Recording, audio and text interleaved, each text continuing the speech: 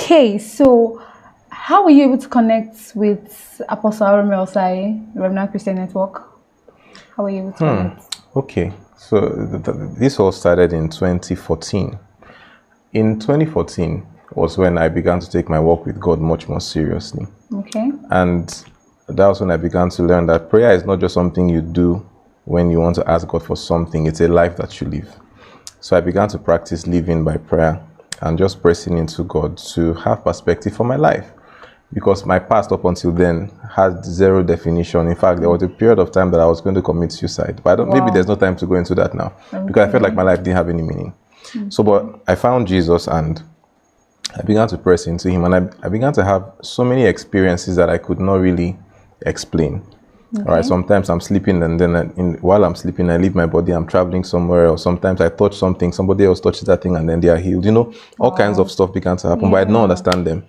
Coming from a Catholic background, I didn't have a lot of doctrinal foundation to explain those kinds of stuff. Okay. Until one day, a certain brother came to do evangelism on my floor in the hostel then. And then he came into our room. Long story short, he preached and all of that, right? And then he invited us over to his room for a prayer meeting that evening. So when I got there, he was there with his friends. They were listening to one strange man. I was just hearing shouting and I did not understand what he was saying. Okay.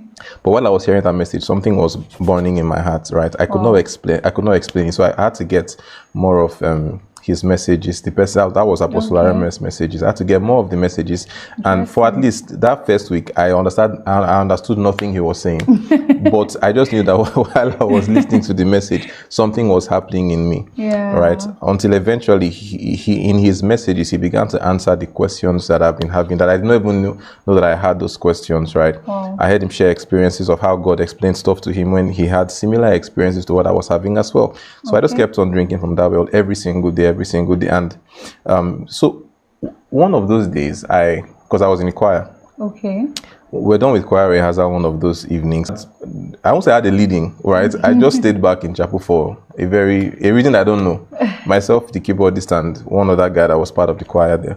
The drummer and he was a keyboardist. So we're just gisting. And the drummer there happens to also know Apostle Arome. Okay. So we're just gisting about some things and we mentioned his name. Then the guy that was there, the keyboardist, said, "Wait, is he Arome Osayi?" Well, like, yes, he's the one.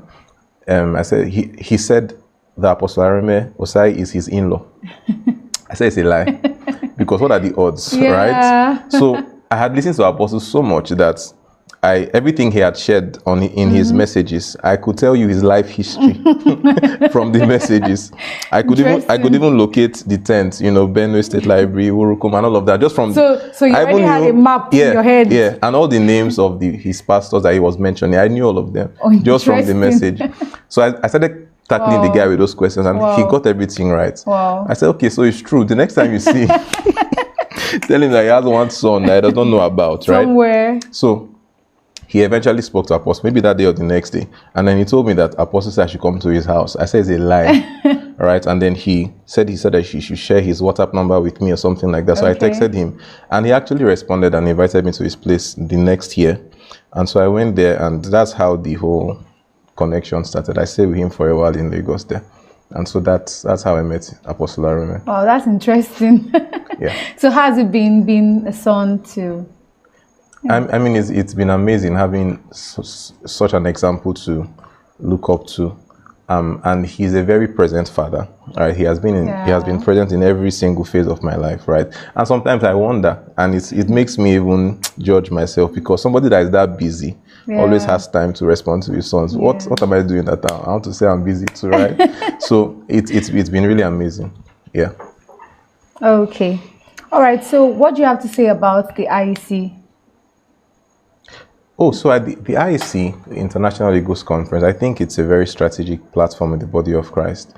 Okay. How that every year the theme is always prophetic, such that it gives voice to the current revelation position of the Spirit per time. Yeah. And how that God is gracious enough to collocate all the strategic ministers that have found grace in the area of the theme as well, so that we can drink from. I just think it's a very strategic meeting that everybody who has data and is not present in Nigeria, or who is present in Nigeria and is able to make it down, should be a part of, because of what God is doing in the body of Christ through the IEC.